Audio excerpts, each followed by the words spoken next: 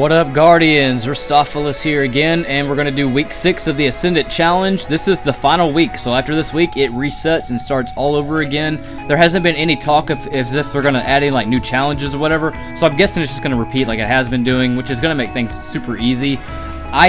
I definitely can see them adding some other bonus challenge to like stack it on, so it doesn't seem so repetitive. But I mean, I have no idea. I have no idea. But anyways, what you're gonna do is just follow my path here, and then go to the Chamber of Stars, which is the right sector underneath the waterfall in Ray Sylvia. And if you need a tincture of Queen's Foil, you can also go watch my video on how to buy it. You go visit Huggins in that building in Ray Sylvia at the very bottom. He's in there somewhere. I can't exactly say where because it's a little bit complicated, but he's there, bro. But anyways, you need 50 Baryon Bow to buy one tincture from him, or you can just farm chests and find them that way, but it's easier to buy them. And most people have that stuff stocked up anyways, so the Baryon Bow, so it's all good. But anyways, once you get inside here, man, it's just key to keep running. You can stop and fight if you want to, just for like, you know, the experience of it all, and just to, you know, to get your DLC worth or whatever. But I just ran through everything. It's really soloable. It's not very hard at all. The only time I really stopped to shoot was when snipers were ahead, and then shriekers were ahead. So I just rocket these guys, get them out of the way, and then bust this dude up right here. And that's pretty much the only 2 times I used heavy ammo until the boss fight. So just keep running, and the only time you're going to have any hiccups is when you get to the staircase in a minute. There's going to be a lot of those shielded phalanx that can blow you and stuff, but blow you. But anyways, just keep running past those guys as well. You'll not really know where you're going when you get in, and that's fine, but you'll kind of understand where you need to go, basically, just like from basic senses. Just it kind of just will lead you in a weird way. I can't exactly explain that, but you'll see when you get in there, you'll kind of just know where to go. Jump over these guys. There's the phalanxes I was talking about. You can dump a rocket on them if you want, but watch out here, because these guys will chase you all the way up the stairs, and their head is cut off, so they can do some massive damage. On your way up the stairs, though, you're going to see these little blight shooters right here, so that's why I had a fusion rifle on me, which I carried anyways. You don't have to be super light to do this. I was 565, something like that, I guess. I could have been higher, but I didn't want to use the guns that required me, that would have made me higher, basically. So I, you know, opted out for going a little bit lower light, but using some more guns that I like. So you don't have to, like, you know, be super beast while you're in here. I mean, you could probably do this at 550 light or 540 light. But the key is just to keep running, keep jumping, keep dodging.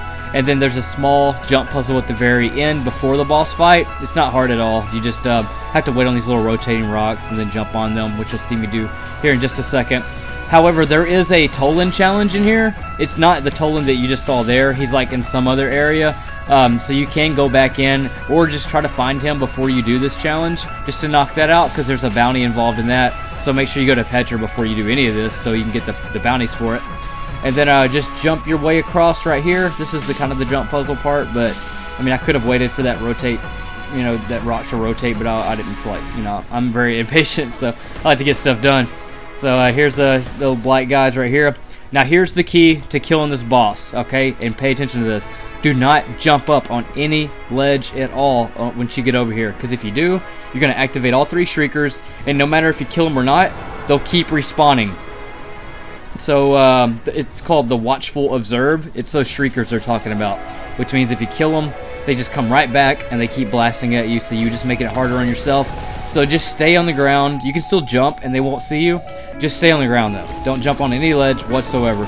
I recommend a shotgun or a rocket or a fusion and a rocket or a sleeper simulant, something with mass damage. I wouldn't use boop or nothing like that, because I wouldn't want to get that close to the dude to activate it like that. But I mean, that's completely up to you, but I'm just showing you what I did. You know, anyway works. But and another thing too, sometimes you won't even hear when this guy comes back. He'll just all of a sudden be there, and you'll be like, oh shit, I didn't know he was back. And once his health gets low, his head falls off and he starts charging, and then when you really can't hear him coming back, you don't know where he's going to be at until you start hearing those footsteps coming, and that can be kind of a heart rush. So just stay your distance. Watch out for these guys here. If you're going to be on a warlock, I recommend Phoenix Dive, just because you have the Phoenix Dive, basically the solar class. That means it's the bottom tree on solar. That means if you're about to get pushed off, you can hold O, and your guardian will just slam itself back to the ground without getting pushed at all. So you ain't got to worry about phalanxes pushing you around and things like that. But I mean, if 2 or 3 people were in here with me, or you know, 1 or 2 basically making it 3, this would have been a cakewalk for sure. It kind of was anyways.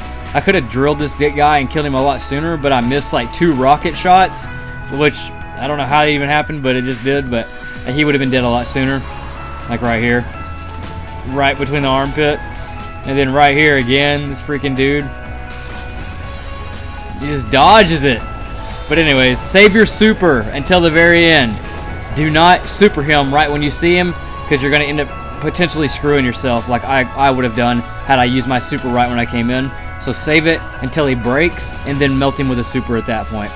But that is pretty much it, dude. And another thing too, after you get all the Petra bounties, don't do the Lost Sector until you get done with it, or you can do it before, it doesn't really matter. But I did mine right after I got finished, then I killed this hoe. And then after that, you get the bounty for the Lost Sector as well. So 2 birds, 1 stone kind of thing. But you can do this before or after, it doesn't really matter. But that's basically it, man. Hopefully y'all can get in there and get that loot. And then next week it resets. I don't know if it's going to reset in the same order, but who knows. Y'all take it easy, man. Later.